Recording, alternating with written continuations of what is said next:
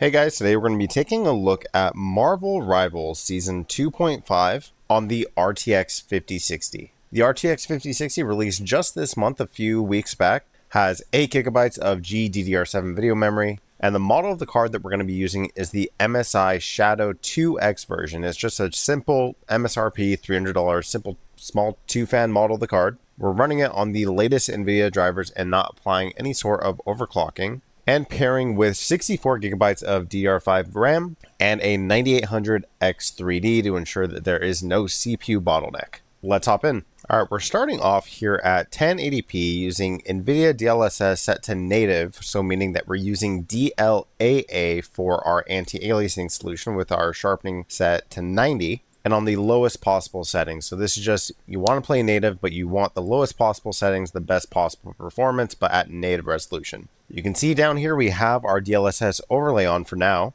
It's preset C, meaning that we are using the old CNN model. So this is not the newer transformer model that is seen on some newer games. And we're not downscaling, just using DLAA. So going from 1080p right back to 1080p, playing at native resolution. Now, just keep in mind, at 1080p, I like to use DLAA in general at 1080p because at lower resolutions, it is more important to have a good quality of anti-aliasing. And as you can see, even at native resolution here, 1080p, we're still getting a pretty solid FPS. Now, these are low settings. However, in Marvel Rivals, I don't really personally find that the difference between low and high is really that major, and certainly when we look at some of those ray tracing options later, I typically don't find those to be worth the FPS dip, but we'll keep an eye on it. So as you can see here, we are getting still, even in, more intense combat type situation here, still getting a really solid FPS, hovering right around 138 on our average with some not so great 1% lows. However, those 1% lows are nothing to do with our video memory. Of course, as you can see, typically terrible 1% lows like this, sometimes you can actually attribute to your video memory running out. But because we know we're on Unreal Engine 5 and we know just how bad Unreal Engine 5 can be, it's safe to say that's much more likely the actual cause of these 1% lows going down into the 90s. Not terrible by any stretch of the imagination, but I do wish it was better, certainly. So at native resolution, you can still get like a relatively competitive experience here with about 130 on our FPS average. Now, of course, a competitive game like this, typically you'd want even higher FPS than that. So let's go for the quality setting for our upscaling here. Even though we're not on Transformer, I do still expect this to look pretty solid. And as you can see, we are getting a super noticeable and major boost to our FPS where we were around 130. We're essentially getting double that FPS at around 240. So I think most people playing at 1080p competitively on a 5060 are going to have a good experience. You can utilize the upscaling, get a much higher FPS, and pretty much populate nearly every 1080p display that's out there, really. Now with a 5060 even, it is an RTX card, so you would like to get better, be able to play higher than just low settings. So let's go for the high preset here. We'll stay away from ultra just because I don't really personally believe in ultra, a competitive type game. And we're going to start off with our native settings here, still using DLAA, which is still, in my opinion, pretty necessary, having good anti-aliasing at 1080p. So here at high settings, we actually did get the same map on this next match here. And as you can see, we are getting lower FPS. We're getting around 120 to 130 at native settings on the low preset. So here on high, we're still getting pretty solid performance, honestly. It's kind of in the territory where I don't know if you would necessarily call this competitive FPS. While it's certainly playable, competitive, in my opinion, is typically, I would consider it to be more in the 120 plus range. But regardless, it is still pretty solid FPS, averaging around 106 to begin with here. But the main reason I don't really recommend these settings is just primarily due to the fact that I actually just don't even really think the game looks very different at higher settings. So you're basically, in my opinion, sacrificing performance for what equates to very minimal performance, visual type gains. So in my opinion, you're better off playing at low settings. If there's one or two settings that you could personally see, notice personally, I would say bump those up. But in general, I would stay away from the higher presets. I don't think in this game you really need them, to be honest. Now with much more visual effects going on, kind of loading in a new area, we did dip into the 60s temporarily there for just a moment. But now we're right back into that 100 range. So, Unreal Engine 5 unfortunately, it just is not a super well optimized engine, especially for, you know, like a competitive like game. Same issue I have with Fortnite on Unreal Engine 5. It's just, unfortunately, it has these issues, like you can see there, another little mini stutter there. Our video memory is not an issue, so oftentimes those stutters you might attribute to the 8 gigabytes, the fact that we only have 8 gigabytes, but I actually don't think that is what, you know, we can really blame in this particular instance. But let's see what we can get if we want to keep these same settings, but let's just go down to our quality upscaling, which even though we're on the CNN model, it's upscaling from about 720p, and it still looks relatively close to native here. And now we are getting what I would consider to be a much more competitive like FPS at around 170 or so to begin with here. We'll keep playing and see where this kind of evens out at. And finishing up here, averaging around 146 after pretty much this entire match here.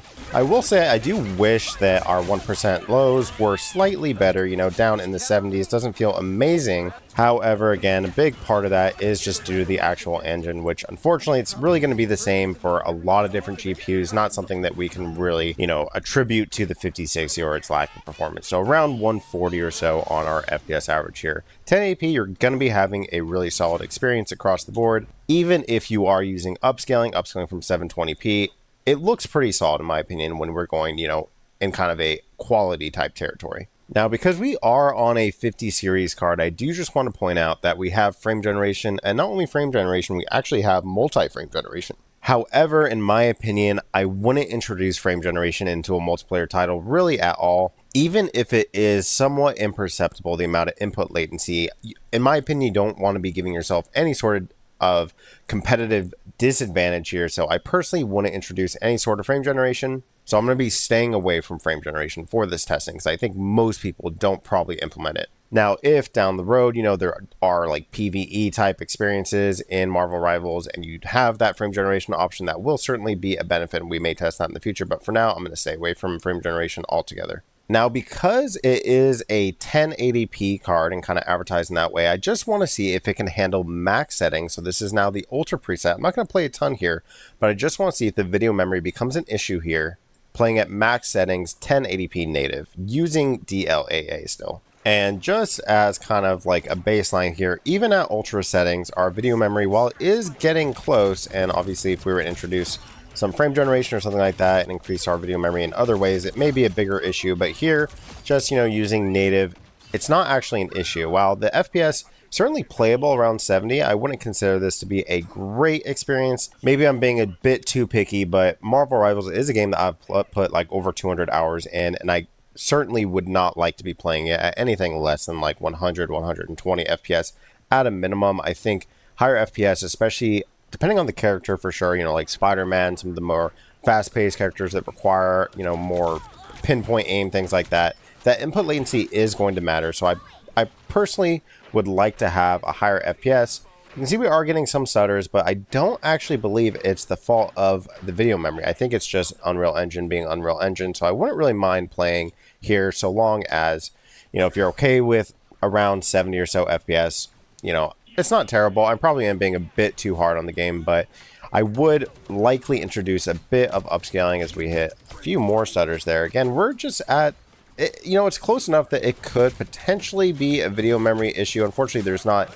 a higher gigabyte version of the 5060 to really, you know, make sure that that is the case. But regardless, the FPS is low enough even without the stutters that I probably wouldn't want to play here anyways. So real quickly here, let's just go in and let's just apply quality upscaling once again. And now quality upscaling with all these ray tracing effects, which, you know, in this game, again, while there is Lumen and it has those Unreal Engine 5 ray tracing type effects, they're not super noticeable. And although we are still getting, you know, 100 plus FPS, this is now a territory that I would feel comfortable playing in. I would rather go for a lower FPS and get higher frames, but that's just me personally. If you wanted to just max everything out, it can handle that at 4K, or sorry, not 4K, at 1080p. Just so long as you are okay using a bit of upscaling to get it into what I would consider to be like a competitive like FPS range. All right, now moving up to 1440p, and now when we're at 1440p for our native test here, it's not quite as necessary to have as advanced and heavy duty, you know, performance intensive versions of anti-aliasing. So I'm just going to go for TAA. Now the U for in TAA for TAU stands for upscaling. You can use the TAA upscaling by just using this slider here. However, we're just going to leave it at 100. When we do go to upscaling, if we do go there, we're going to use DLSS because it does look better and perform better, especially on RTX cards, of course. And we're going to start off here medium. So this is just native TAA medium settings at 1440p. All right, so here on these settings, we'll go ahead and begin counting now. Native at TAA for our anti-aliasing does look really solid. So in my opinion, there's no need for using DLAA. If you wanted to, it would look a bit sharper, but in my opinion, TAA is certainly more than enough, and we are getting, a higher FPS because we're opting for TAA as opposed to DLAA. Getting around 70 or so, while this is certainly playable, again, competitive like game, I would like to have a higher FPS. But just keep in mind, here our video memory is still well under control, not touching 7 gigabytes even, so we're well below that 8 gigabyte threshold. Doesn't seem to be an issue in this particular title quite yet at these settings. So definitely here at 1440p medium, it's a good experience, if not, slightly less than I would like, but definitely probably enough for most people. So we're going to stick with our same medium settings here and just turn on DLSS quality. And now at DLSS quality, you can see we are getting a much better FPS. And honestly, the picture quality looks essentially the same, if not even a tad bit better. So in my opinion, no real reason to play at native. And remember, when you're introducing, upscaling, not only are you getting the added benefit of more frames so the game just looks smoother, you're also getting a benefit in these competitive games of less input latency oftentimes. So I would certainly recommend at least using DLSS quality here at 1440p if you're on a 5060, getting around 116 on our average, even with all these effects going on. So definitely a real solid experience. All right, next setting I want to test here at 1440p, sticking with native back on TAA and now going for the ultra settings. So these are max settings here at 1440p with less intensive anti-aliasing, just going for TAA here. And I just want to see if this gets us to a point where our video memory becomes to be an issue. Now, in general, testing video memory is a bit challenging just due to the fact, especially when you are on an Unreal Engine 5 game, because Unreal Engine 5 just by its nature has a lot of stuttering. Our video memory, while it's showing below 8 gigabytes, we are getting enough stutters and frame drops, and our 1% low is bad enough that I do believe that we are beginning to run into video memory issues here at native 1440p ultra settings. So obviously, 47 FPS average with 25 FPS 1% lows, not at all where you'd want to be at, especially in a competitive shooter like this, or even like a third-person action hero game like this. Especially when you look at our frame time graph, how many peaks and valleys there are. Definitely a very inconsistent and pretty unpleasant experience. But let's see if we can play at these settings with a bit of upscaling. So we're actually going to go down to the balanced preset here.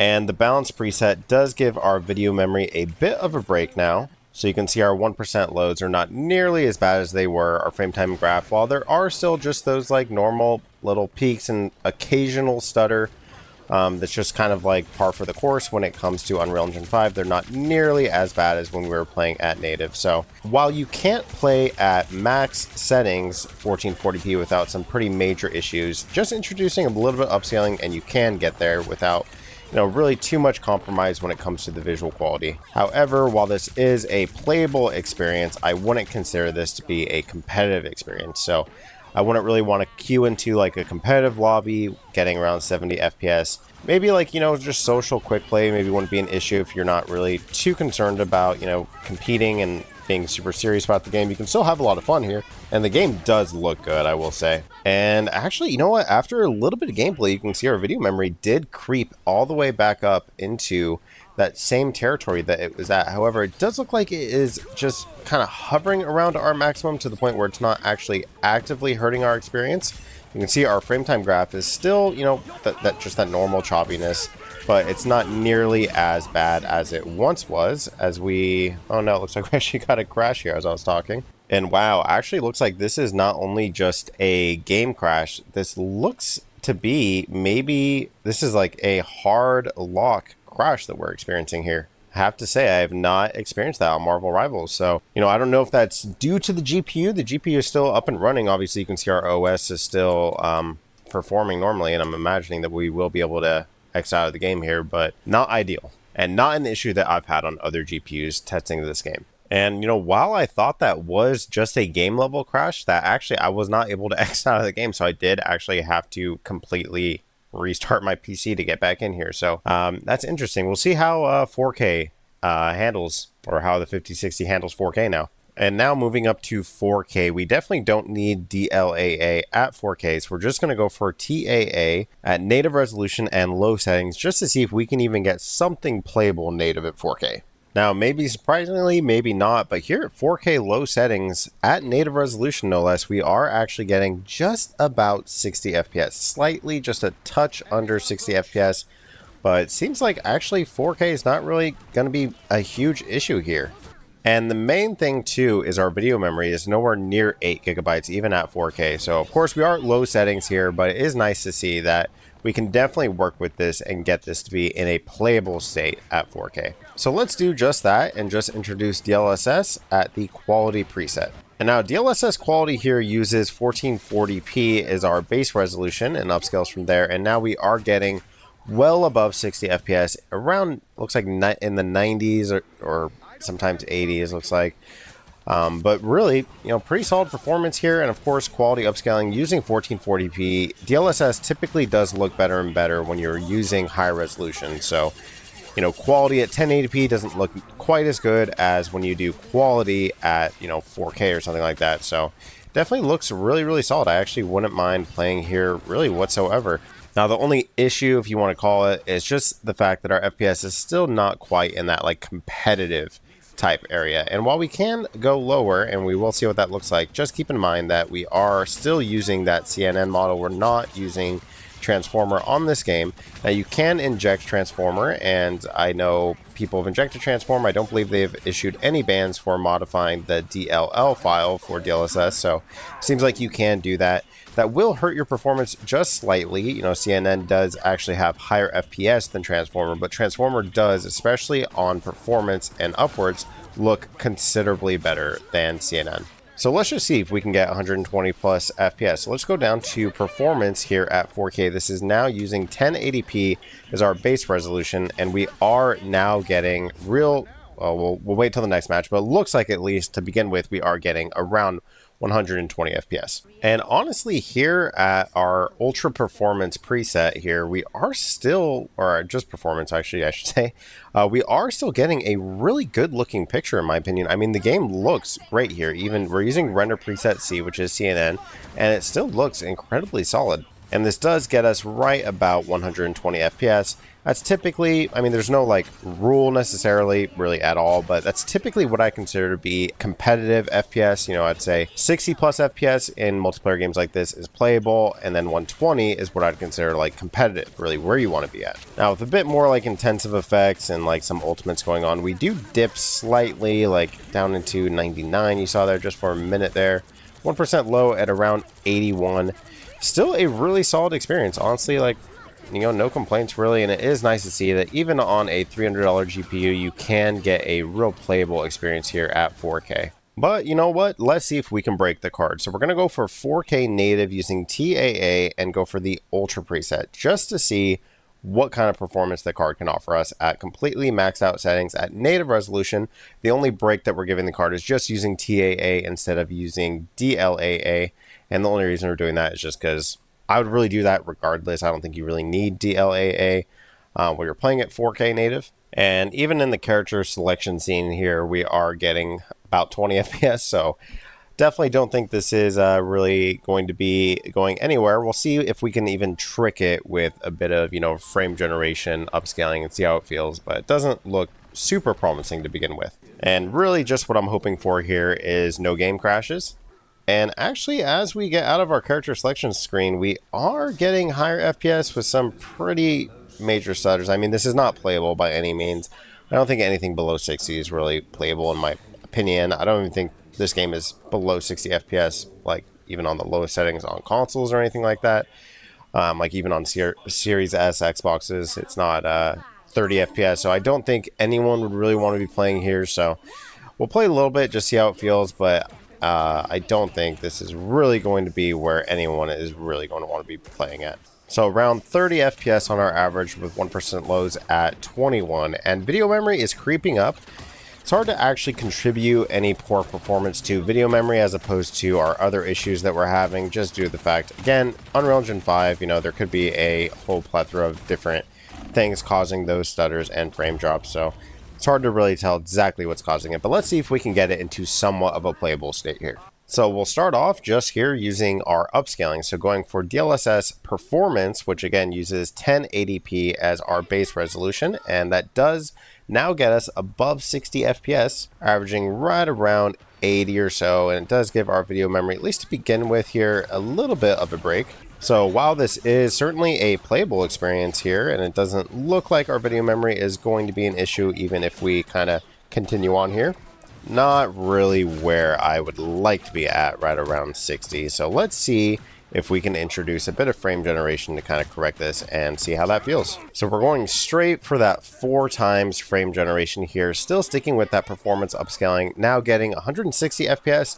Now the input latency, while it's not terrible, like I notice it, but it's not like going to wreck my experience right now, at least. Still not really what I would consider to be a competitive like experience. Like, right now we're playing against bots, so if you're just kind of playing casually, playing against bots here, you'd be able to have fun here, and you're playing at max settings. Game looks great, of course, and you're getting a high FPS on paper here, so certainly is, pretty good experience. You can see though, when we introduce frame generation, especially when we crank it all the way up using that multi-frame generation, that is one of the benefits and exclusive perks of the 50 series cards. It does put quite a load on our video memory. It's hard to really keep track of our stutters because, as you can see, our frame time graph becomes essentially unusable with frame generation on. Just from playing it and kind of feeling it perspective, it actually doesn't feel too bad. Doesn't seem like we're really getting any super noticeable stutters, at least so far. And we did actually get another crash there, unfortunately. So